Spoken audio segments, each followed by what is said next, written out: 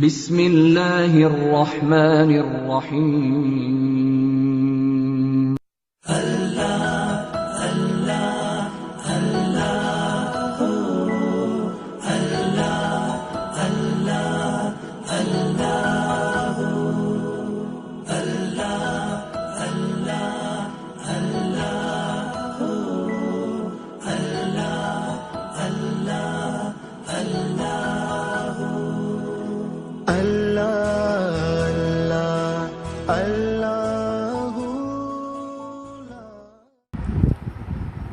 أعوذ بالله من الشيطان الرجيم.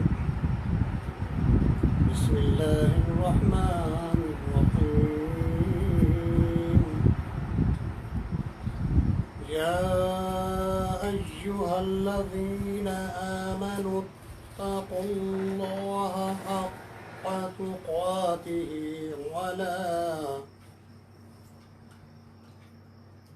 ولا تموتن إلا وأنتم مسلمون. واعتصموا بحبل الله جميعا ولا تفرقوا. واذكروا نعمة الله عليكم إذ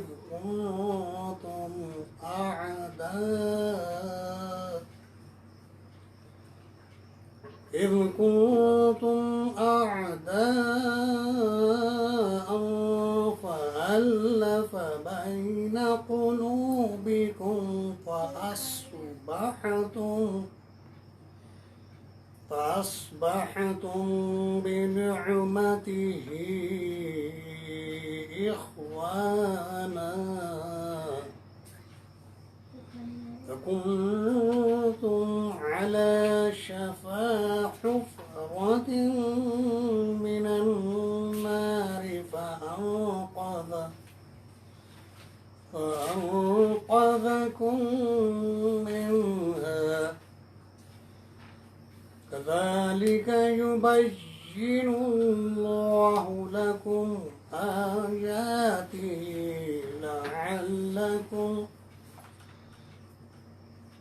لعلكم تهتدون.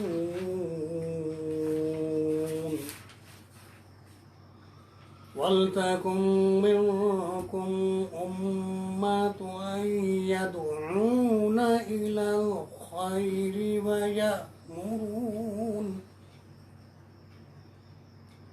ويأمرون بالمعروف وينهون عن المنكر. أولئك هم المفلحون. ولا تكونوا كالذين تفرقوا واختلفوا من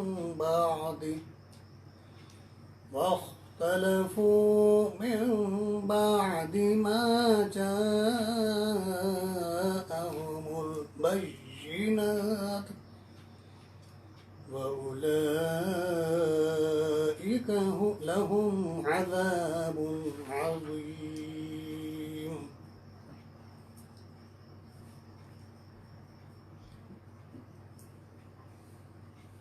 اے ایمان لانے والو، اللہ سے ڈرو جیسا کہ اس سے ڈرنے کا حق ہے.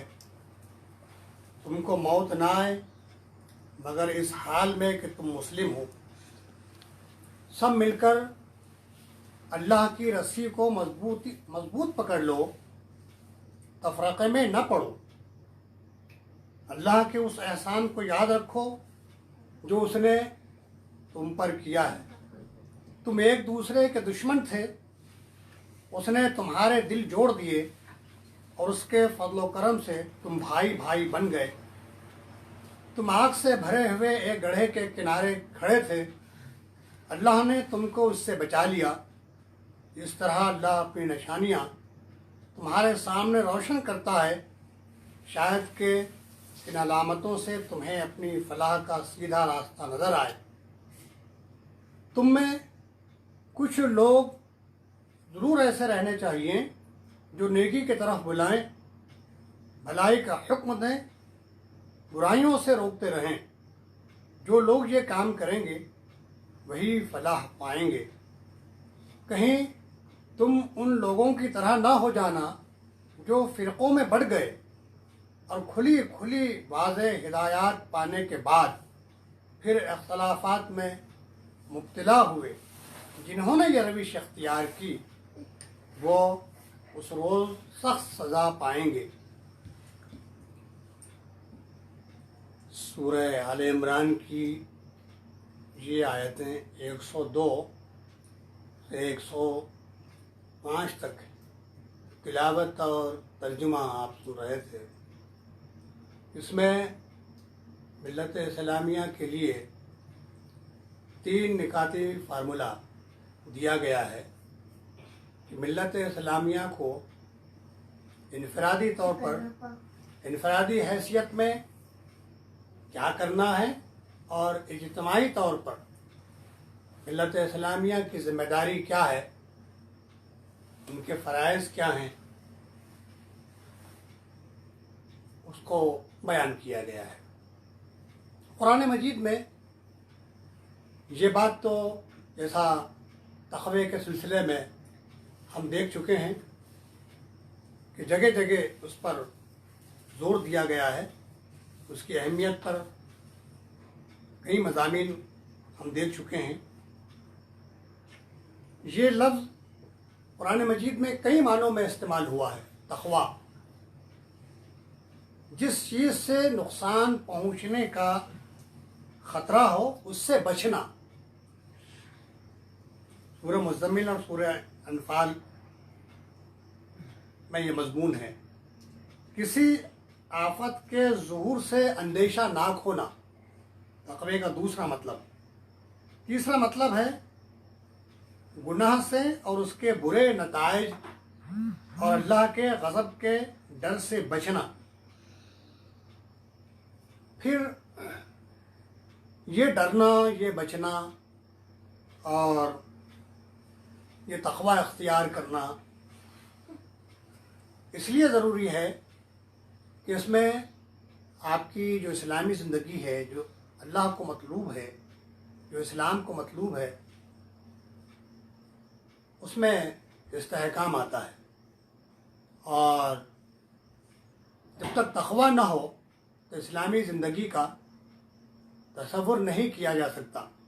ویسے تو کروڑوں مسلمان ہیں آج، لیکن اسلام کا جو معیار ہے، تقوی کا جو معیار ہے، اس کو پانے کی، اس کو حاصل کرنے کی تلقین کی جا رہی ہے۔ تو اس سلسلے میں بار بار توجہ دلائی جا رہی ہے کہ مسلمان صرف ایمان کا دعویٰ کر کے بیٹھ نہ جائے، بلکہ اسلام کا جو تقاضا ہے اور مسلمان ہونے کی حیثیت میں جو ذمہ داری ہے اور تقوی کی جو خوبی ہے اس کو اپنے اندر پیدا کریں، کیونکہ نجات، کامیابی، جنت کا حصول، اللہ کی رضا، اس کا انحصار اسی پر ہے۔ متقی کون ہے؟ اس کے بارے میں کہا گیا وہ جس کے دل میں اللہ کی عظمت اور اس کے غضب کا خوف سمایا ہوا ہو، اور جس کو گناہوں کے نتائج کا پورا پورا احساس ہو، وہ شخص متقی ہے۔ تقوی میں عمل کی بنسبت کیفیت اور حال کا پہلو اور عمل کے مقابلے میں ترک کا پہلو زیادہ نمایاں ہے۔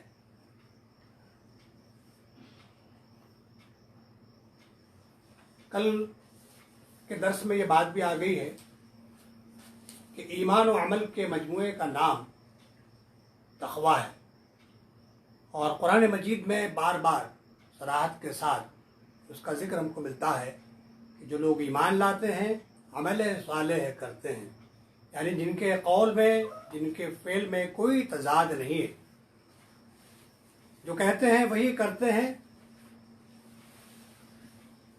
اقرار باللسان اور تصدیق بالقلب، اس میں بہت بڑا گہرا ربط اور تعلق ہے. اسلام کا زبان سے اقرار، کلمہ توحید کا زبان سے اقرار، جیسے ایمان مجمل میں ہم پڑھتے ہیں اقرار باللسان و تصدیق بالقلب، کہ میں زبان سے اس کلمے کا اقرار کرتا ہوں اور دل کی گہرائی سے اس کی تصدیق کرتا ہوں. لیکن علامہ اقبال نے کہا کہ یہ شہادت گہے الفت میں قدم رکھنا ہے. لوگ آسان سمجھتے ہیں مسلمان ہونا، زبان سے کہہ بھی دیا لا الہ تو کیا حاصل، دل و نگاہ مسلمان نہیں تو کچھ بھی نہیں. یعنی آپ کا دل مسلمان ہو، آپ کی نظر مسلمان ہو، آپ کا قول اور فعل میں کوئی تضاد نہ ہو، اور اسلام کا جیتا جاگتا زندہ نمونہ بن کر آدمی اپنے آپ کو تیار کر لے. یہ جو ہے تقاضا پہلا ہے. اس پر مفسرین نے جو کچھ کہا ہے یہ کہ اللہ تعالیٰ سے مکمل طور پر ڈرنا، اس کی اطاعت کرنا، اللہ کے ہر حکم کی اطاعت کرنا اور اللہ کی نافرمانی سے بچنا. آپ کا کوئی عمل اسلام کے خلاف نہ ہو. اسلام نے ہر عمل میں بہترین رہنمائی کی ہے. آپ کا کوئی بھی عمل اسلام کے خلاف نہ ہو، اسلام کے عین مطابق ہو. لقد کان لکم فی رسول اللہ اسوۃ حسنہ، رسول کی زندگی میں تمہارے لیے بہترین نمونہ ہے. صبح سے لے کر شام تک، شام سے لے کر صبح تک جتنی سرگرمیاں ہماری ہوتی ہیں ان میں اللہ کے رسول صلی اللہ علیہ وسلم کی زندگی ہمارے لیے بہترین اسوہ اور نمونہ ہے. اگر ہم کامیاب زندگی بسر کرنا چاہتے ہیں تو قرآن اور سنت یہ دو بنیادیں فراہم کی گئی ہیں. حجۃ الوداع کے موقع پر آپ نے فرمایا میں تمہارے درمیان دو چیزیں چھوڑ کر جا رہا ہوں، جب تک تم ان دونوں چیزوں کو مضبوطی کے ساتھ تھامے رہو گے کبھی گمراہ نہیں ہوگی. ایک ہے اللہ کی کتاب اور دوسرے ہے میری سنت. اور قرآن مجید میں جگہ جگہ یہ بات بھی کہی گئی ہے اللہ کی اطاعت کرو، اللہ کے رسول کی اطاعت کرو. قل ان کنتم تحبون اللہ فاتبعونی یحببکم اللہ یغفر لکم ذنوبکم واللہ غفور رحیم. اگر آپ اللہ سے محبت کے دعوے میں سچے ہیں تو کہا گیا کہ آپ کہہ دیجئے کہ اگر آپ اللہ سے محبت کرتے ہیں، اللہ سے محبت کے دعوے میں سچے ہیں تو میرا اتباع کرو، میرے نقش قدم پر چلو، جیسے میں کام کر رہا ہوں ویسے کام کرو. اللہ تعالیٰ بھی تم سے محبت کرے گا، تمہارے گناہوں کو معاف کرے گا. اللہ غفور اور رحیم ہے. تو کی محمد سے وفا تو نے تو ہم تیرے ہیں. یہ جہاں چیز ہے کیا لوح و قلم تیرے ہیں. یعنی انسان اگر کامیابی چاہتا ہے، دنیا میں سرخروئی چاہتا ہے، آخرت میں تقرب الہی کا طالب ہے، جنت الفردوس میں جانا چاہتا ہے، جنت کی خواہش رکھتا ہے،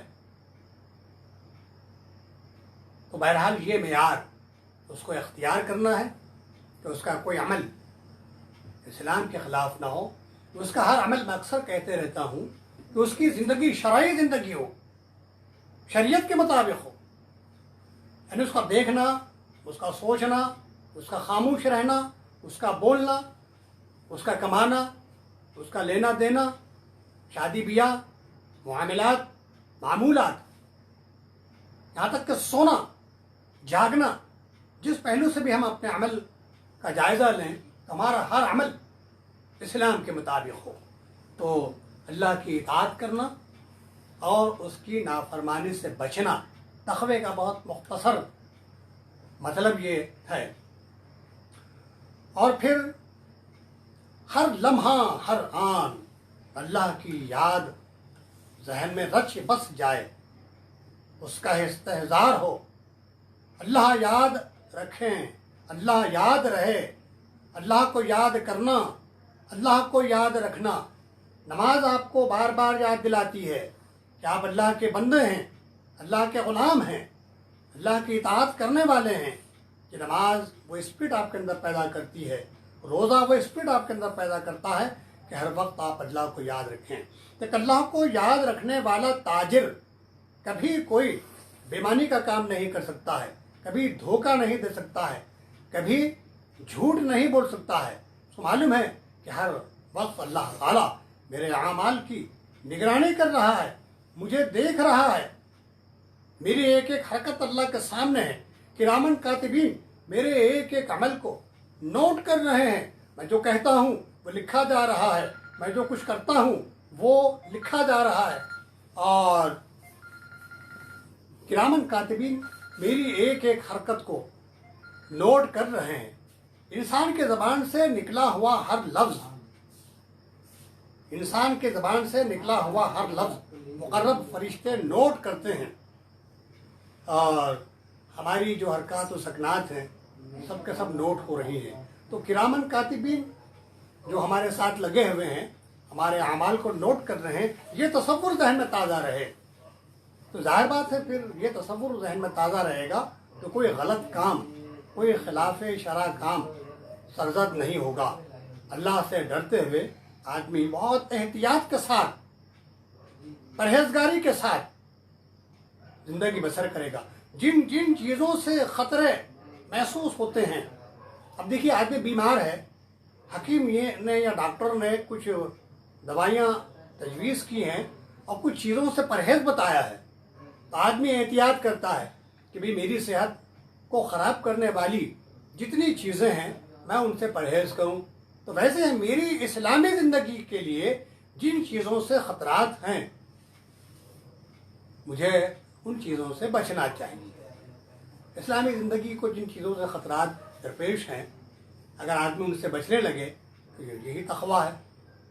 ایک مرتبہ حضرت عمر رضی اللہ عنہ نے ایک صحابی سے پوچھا کہ تقویٰ کیا ہے؟ تو انہوں نے پوچھا کہ عمر کیا تمہارا گزر کسی خاردار جھاڑی سے ہوا ہے؟ تو انہوں نے کہا ہاں ایسا تو اتفاق ہوا ہے، کئی مرتبہ ایسا ہوا ہے. آپ نے فرمایا پھر کیسے وہاں سے گزرے؟ بولے میں نے اپنے دامن کو کانٹوں سے بچاتے ہوئے میں گزر گیا. بولے یہی تقویٰ ہے کہ یہ دنیا میں برائیوں سے اپنے دامن زندگی کو بچاتے ہوئے گزر جانا، کوئی غلط کام ہم سے سرزد نہ ہو، مسلسل اپنے اعمال کی نگرانی کرنا، یہ تقوی کی علامت ہے. پھر جو لوگ اللہ کو یاد کرتے ہیں، اللہ کو یاد رکھتے ہیں، بہرحال ان سے کوئی غلط کام سرزد نہیں ہوتا ہے.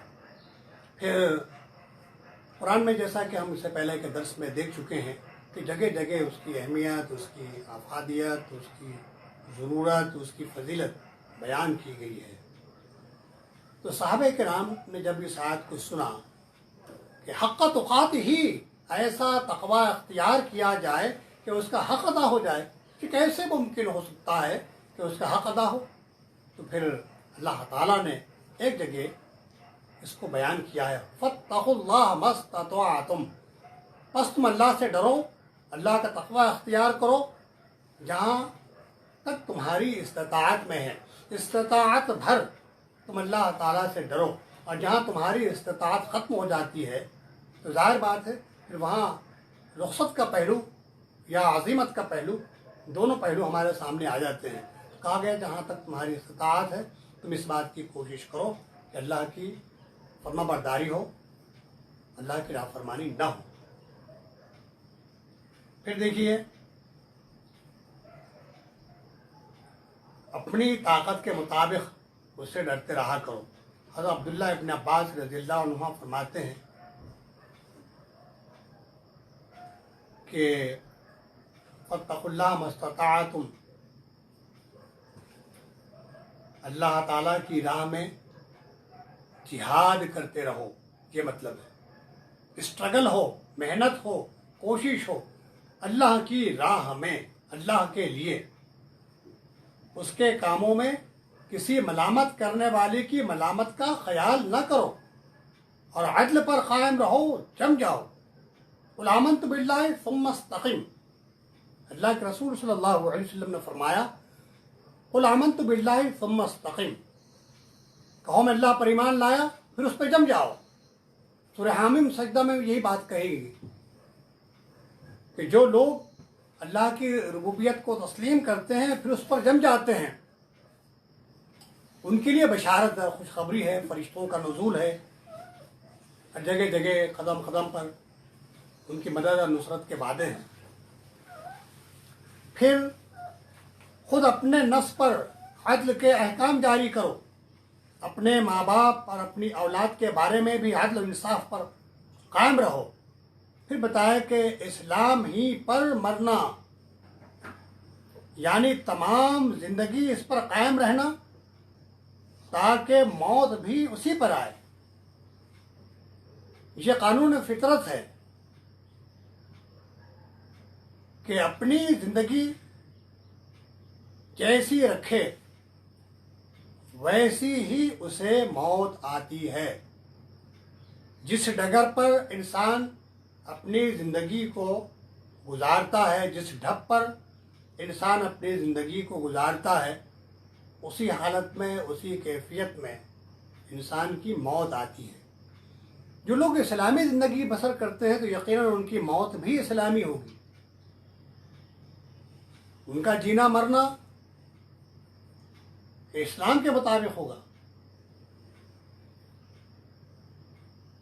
میری زندگی اور میری موت اللہ رب العالمین کے لیے، یہ پیغام ہم کو دیا گیا ہے۔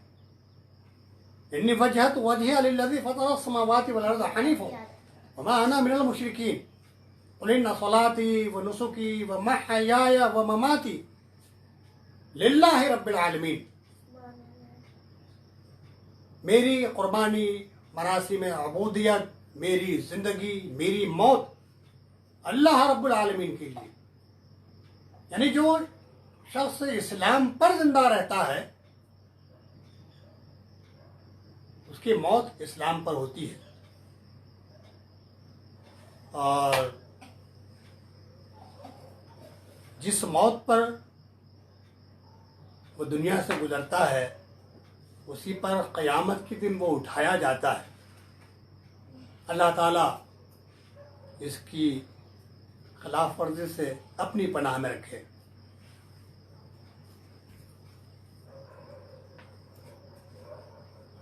نبی صلی اللہ علیہ وسلم کی ایک حدیث ہے، جابر بن عبداللہ رضی اللہ عنہ کہتے ہیں کہ نبی کریم صلی اللہ علیہ وسلم کی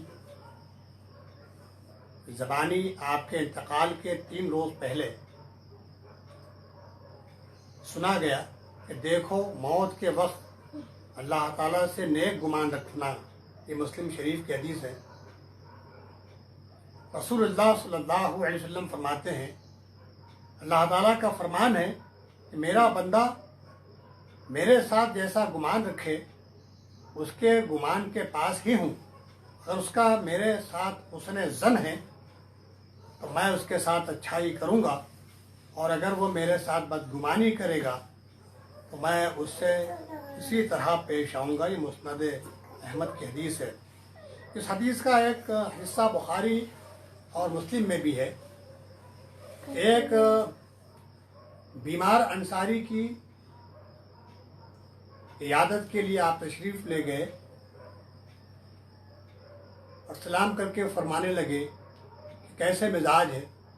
اس نے کہا الحمدللہ، اچھا ہوں، رب کی رحمت کا امیدوار ہوں اور اس کے عذابوں سے ڈر رہا ہوں۔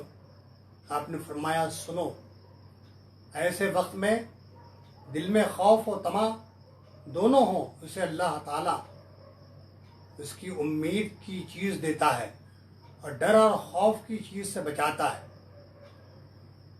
ایک حدیث میں ہے کہ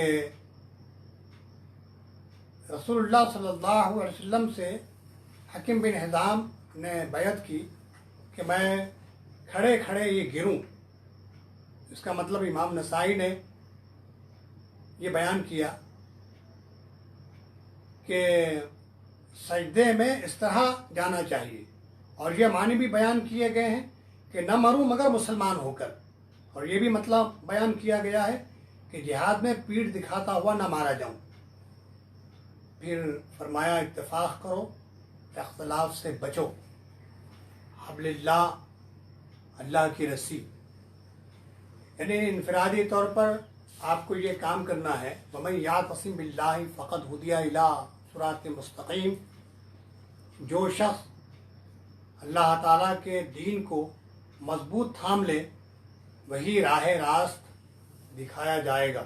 سورہ حج کی آخری آیت میں بھی یہی بات کہی گئی ہے، وَاعْتَصِمُوا بِاللَّهِ هُوَ مَوْلَاكُمْ وَنِعْمَ الْمَوْلَىٰ وَنِعْمَ النَّصِيرُ، اللہ سے وابستہ ہو جاؤ، اللہ کا تقرب حاصل کرو، اللہ کے دین سے وابستہ ہو جاؤ، قرآن کو مضبوطی کے ساتھ پکڑ لو، اسلام سے وابستہ ہو جاؤ۔ جب آدمی شخصی طور پر اپنی اصلاح و تربیت کرتا ہے، تقوی کا جو اعلیٰ معیار قرآن کو مطلوب ہے اس پر اترتا ہے، تو یہ تو انفرادی عمل ہر ایک شخص کا ہو گیا ہے۔ ہر شخص کو اپنے اپنے طور پر متقی بن جانا نہیں ہے، بلکہ پوری ملت اسلامیہ کو متقی بن کر اتحاد اور اتفاق کا مظاہرہ کرنا ہے۔